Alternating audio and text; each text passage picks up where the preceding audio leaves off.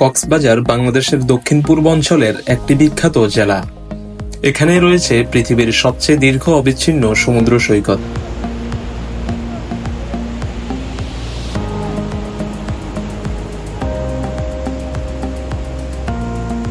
কক্সবাজার শহর থেকে শুরু হয়ে টেকনাফের বদরমুকাম পর্যন্ত বিস্তৃত এই সৈকতের দৈর্ঘ্য ১২০ কিলোমিটার।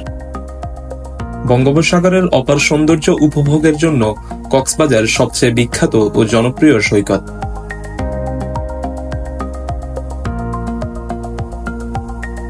অতীতে কক্সবাজার পানোয়া নামে পরিচিত ছিল। এছাড়া এই অঞ্চলের আরেকটি নাম ছিল পালঙ্কি।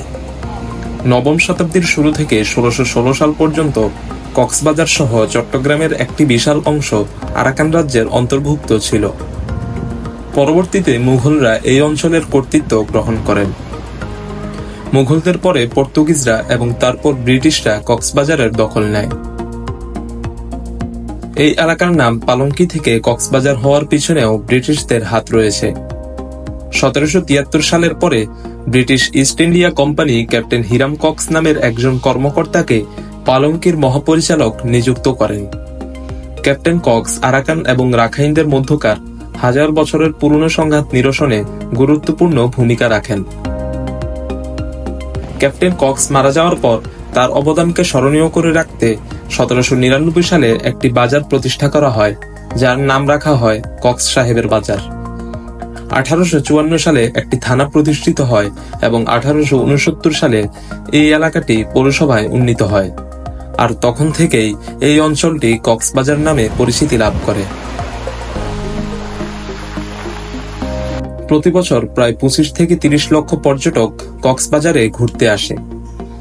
পর্যটকদের কাছে কক্সবাজার জনপ্রিয় হবার অন্যতম কারণ হল এই সৈকতের বিশালতা।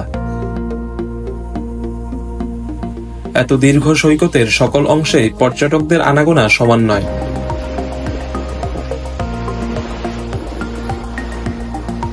কক্সবাজার শহরের মধ্যে থাকা লাবণী পয়েন্ট, সুগন্ধা পয়েন্ট এবং কলাতলী পয়েন্ট তুলনামূলক বেশি জনপ্রিয়। এসব জনবহুল এলাকার কোলাহল পছন্দ না হলে সাগরের তীর ধরে আনমনে হেঁটে যেতে পারবেন মাইলের পর মাইল।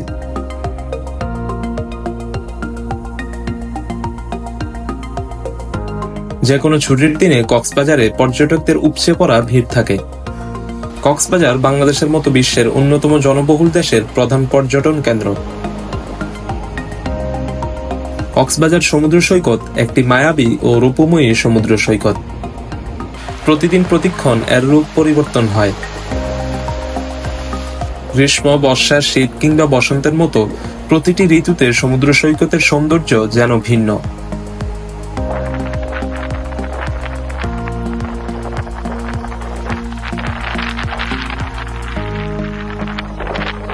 কক্সবাজার সৈকতে বঙ্গোপসাগরের সৌন্দর্য উপভোগের বিভিন্ন মাধ্যম রয়েছে। অধিকাংশ দর্শনার্থী সৈকতে গিয়ে সাগরের পানিতে ঝাঁপিয়ে পড়েন। যারা সমুদ্রে গা ভেজাতে চান না, তাদের জন্য রয়েছে ওয়াটার বাইক, বিচ বাইক বা ঘোড়ায় চড়ে সমুদ্র উপভোগের সুযোগ। অনেকে আবার এসব ছাতার নিচে শুয়ে বসে আয়েশি অবকাশ যাপন করেন।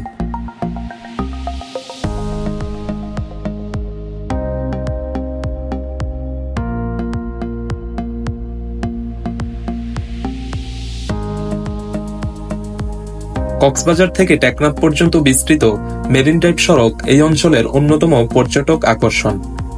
মেরিন ড্রাইভ সড়কের দৈর্ঘ্য প্রায় ৮০ কিলোমিটার।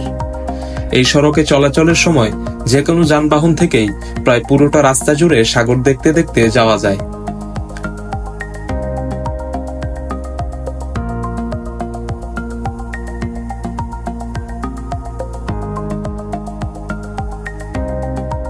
কক্সবাজার শহর থেকে মেরিন ড্রাইভ সড়ক ধরে ১২ কিলোমিটার দূরে অবস্থিত হিমছড়ি সমুদ্র সৈকত। পাহাড় আর সমুদ্রের অপরূপ মিতালির জন্য এই জায়গাটি পর্যটকদের কাছে অত্যন্ত জনপ্রিয়।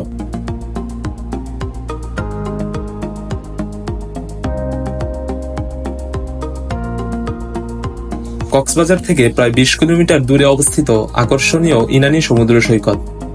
ইনানীর সৈকতে প্রচুর প্রবাল ও পাথর দেখতে পাওয়া যায়।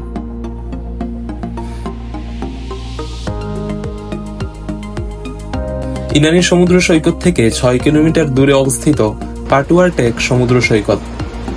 কক্সবাজারের অন্য সমুদ্র সৈকত থেকে পাটুয়ার টেক সমুদ্র সৈকতটি ভ্রমণ পিপাসুদের কাছে একটু আলাদা।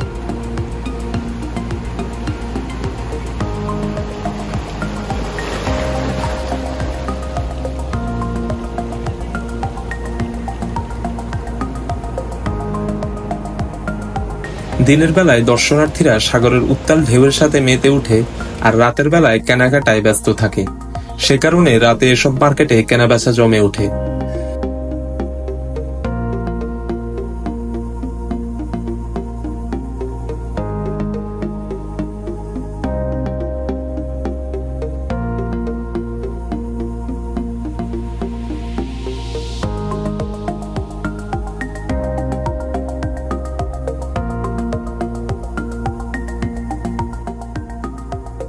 নারীদের সাজসজ্জার অলংকার, গৃহস্থালী সাজানোর বিভিন্ন উপকরণ এবং নানান রকমের খাদ্য সামগ্রী এসব বাজারের প্রধান পণ্য। অধিকাংশ পণ্য পার্শ্ববর্তী দেশ মিয়ানমার থেকে আসে, তবে থাইল্যান্ড, চীন এবং ভারতের পণ্যও রয়েছে। শামুক ঝিনুকের তৈরি বিভিন্ন শোপিসের দোকানগুলোতে রাতের বেলায় বেশ ভিড় লক্ষ্য করা যায়।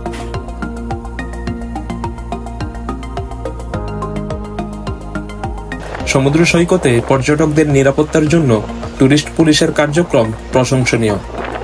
অতীতে সৈকতে ছিনতাই সহ পর্যটকদের নানা ধরনের হয়রানির কবলে পড়তে হতো, কিন্তু টুরিস্ট পুলিশের তৎপরতার কারণে সেরকম হয়রানির ঘটনা এখন নেই বললেই চলে। এমনকি মধ্যরাতেও পর্যটকরা সৈকতে নির্বিঘ্নে বিচরণ করতে পারে।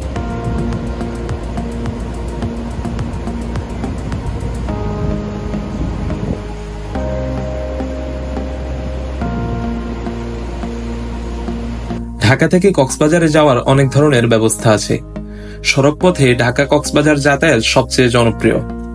সাধারণ মানের বাস থেকে শুরু করে বাংলাদেশের সবচেয়ে বিলাসবহুল বাস কক্সবাজারে যাতায়াত করে। এছাড়াও রেলপথে কক্সবাজার সমুদ্র সৈকতে যাওয়া যায়। দীর্ঘ সড়কপথের ক্লান্তি এড়াতে অনেকে আবার আকাশপথেও যেতে চায়।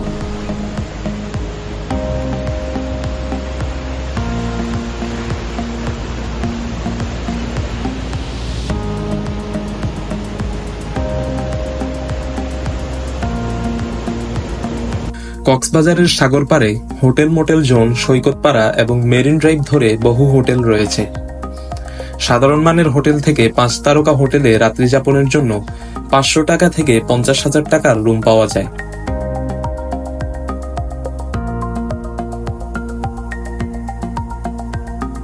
বিশ্বের দীর্ঘতম সমুদ্র সৈকত কক্সবাজার শুধুই চিত্ত বিনোদনের প্রাণকেন্দ্র নয়, দেশি বিদেশি ভ্রমণ পিপাসুরা যাতে এখানে এসে প্রাণ ভরে প্রকৃতিকে উপভোগ করতে পারে, সেজন্য দরকার সমন্বিত উদ্যোগ।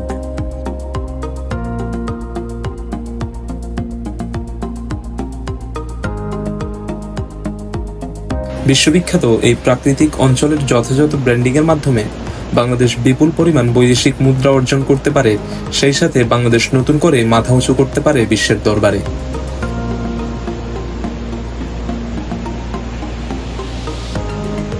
আর তাই কক্সবাজার সমুদ্র সৈকতের মতো অমূল্য প্রাকৃতিক সম্পদ রক্ষণাবেক্ষণ এবং এর প্রচার প্রচারণার দিকে সংশ্লিষ্ট সকলের আরও যত্নশীল হওয়ার কোনো বিকল্প নেই।